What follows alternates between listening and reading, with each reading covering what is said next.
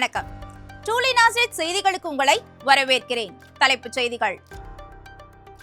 செயலாளரின் பிறந்த நாளை கொண்டாடிய நாசரேத் கல்வி குழுமம். பொதுத் தேர்வு எழுத இருக்கும் மாணவர்களுக்கு முதல்வர்கள் வழங்கிய அறிவுரைகள். ஆவடி கன்னடபாளையம் நாசரேத் மெட்ரிக் மேல்நிலைப் பள்ளி மாணவர்கள் கலந்து கொண்ட வாக்கத்தான் நிகழ்வு. தி நாசரேத் அகாடமி பள்ளி மாணவர்கள் கலந்து கொண்ட போதை விழிப்புணர்வு கருத்தரங்கு. இனி விரிவான செய்திகளை காணலாம். செயலாளரின் பிறந்த நாளை கொண்டாடிய நாசரேத் கல்வி குழுமம். கடந்த 17/3/2025 அன்று நாசரேத் கல்வி குழுமத்தின் செயலாளர் திரு ஏஎன் ஹென்றி மாரிஸ் அவர்களின் பிறந்தநாள் விழா மிக சிறப்பாக கொண்டாடப்பட்டது. 8 நிறுவனங்களை சார்ந்த நாசரேத் கல்வி குழுமத்தின் பள்ளி கல்லூரிகளின் முதல்வர்கள் தங்களுடைய ஜெப விண்ணப்பத்தை ஏறெடுக்க பள்ளியின் செயலாளர் திரு ஏஎன் ஹென்றி மாரிஸ் அவர்கள் கேக் வெட்ட, ஆசிரியைகள், மாணவ மாணவியர்கள் வாழ்த்துரை வழங்க பிறந்தநாள் விழா மிக கோலாகலமாக கொண்டாடப்பட்டது. பள்ளியின் நிறுவனர் திருமதி டாக்டர் சந்திரா டேவிட் மற்றும் திருவாளர் டேவிட் ஆகியோர் ஆசிரியர்கள் மாணவர்களுடன் சேர்ந்து தங்களுடைய பிறந்தநாள் வாழ்த்துக்களை பள்ளியின் செயலாளருக்கு கூறி சிறப்பித்தனர். நிறைவாக பள்ளியின் செயலாளர் திரு ஏஎன் ஹென்றி மாரிஸ் அவர்கள் மனதார அனைவருக்கும் தன்னுடைய நன்றியை மகிழ்வோடு தெரிவித்தார். பொதுத் தேர்வு எழுத இருக்கும் மாணவர்களுக்கு முதல்வர்கள் வழங்கிய அறிவுரைகள். ஆவடி காமராச நகர் நாசரேத் மெட்ரிக் மேல்நிலை பள்ளி மற்றும் ஆவடி கன்னடபாளையம் நாசரேத் மெட்ரிக் மேல்நிலை பள்ளியில் பயிலும் 10ஆம் வகுப்பு பொதுத் தேர்வு எழுதும் மாணவர்களுக்கு அப்பள்ளிகளின் முதல்வர்கள் ஆலோசனைகளை வழங்கினர். தேர்வு எழுத போகும் மாணவர்கள் கடைபிடிக்க வேண்டிய வழிமுறைகள், தேர்வு பயத்தை வெல்ல நல் ஆலோசனைகளும் அன்று வழங்கப்பட்டன. மாணவர்கள் பொது தேர்வை பயமின்றி நம்பிக்கையோடு சந்திக்க வேண்டும் என்று மாணவர்களை முதல்வர்கள் உற்சாகப்படுத்தினர். பின்னர் மாணவர்களுக்கு ஜெபத்துடன் ஆசிகளை வழங்கி வெற்றி பயணம் தொடர ஆவடி காமராச நகர் நாசரேத் மெட்ரிக் மேல்நிலை பள்ளியின் முதல்வர் திருமதி லதா ரஞ்சித் சிங் அவர்களும், ஆவடி கன்னடபாளையம் நாசரேத் மெட்ரிக் மேல்நிலை பள்ளியின் முதல்வர் ஜெயந்தா வில்சன் அவர்களும், போதகர் ஜான் வெஸ்லி அவர்களும் ஜெபித்து ஆசிகளை வழங்கினர். ஆவடி கன்னடபாளையம் நாசரேத் மெட்ரிக் மேல்நிலை பள்ளி மாணவர்கள் கலந்து கொண்ட வாக்கத்தான் நிகழ்வு.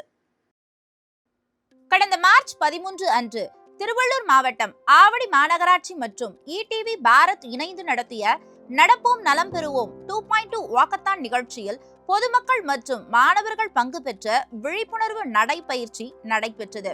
இந்த நடைபயிற்சி ஜப்பானின் ஹெல்த் வாக் முறையை பின்பற்றி தமிழகம் முழுவதும் ஒரே நேரத்தில் 38 மாவட்டங்களில் நடைபெற்றது. இந்நடைபயிற்சி நிகழ்ச்சியை சுகாதாரத்துறை அமைச்சர் மா சுப்பிரமணியம் அவர்கள் ஆவடியில் தொடங்கி வைத்தார். இந்நிகழ்ச்சியின் மூலம் மாணவர்களிடையே விழிப்புணர்வை ஏற்படுத்தி தினசரி நடைபயிற்சி செய்வதன் மூலம் ஆரோக்கியத்தை மேம்படுத்துவதும், நோயற்ற வாழ்வு வாழ ஊக்குவித்தலும், தினமும் 8 கிலோமீட்டர் நடைபயிற்சி மேற்கொள்வதன் மூலம் சர்க்கரை நோய், இரத்த அழுத்தம் போன்ற நோய்கள் வரவிடாமல் தடுப்பதை பற்றியும் எடுத்துக்காட்டி மக்களுக்கு விழிப்புணர்வை ஏற்படுத்தினர். இந்நிகழ்ச்சியில் எங்கள் பள்ளியின் செயலாளர் திரு ஏஎன் ஹென்றி மாரிஸ் அவர்கள் வழிகாட்டுதலுடனும், எம் பள்ளியின் உடற்கல்வி ஆசிரியர்களின் உதவியுடனும் எங்கள் பள்ளியைச் சேர்ந்த 100க்கும் மேற்பட்ட மாணவர்கள் ஆர்வத்துடனும் உற்சாகத்துடனும் கலந்து கொண்டனர். அன்று காலை 5:30 மணிக்கு துவங்கிய இந்த நடைபயிற்சி ஏறக்குறைய 8:30 மணிக்கு நிறைவடைந்தது. தி நாசரேத் அகாடமி பள்ளி மாணவர்கள் கலந்து கொண்ட போதை விழிப்புணர்வு கருத்தரங்கு.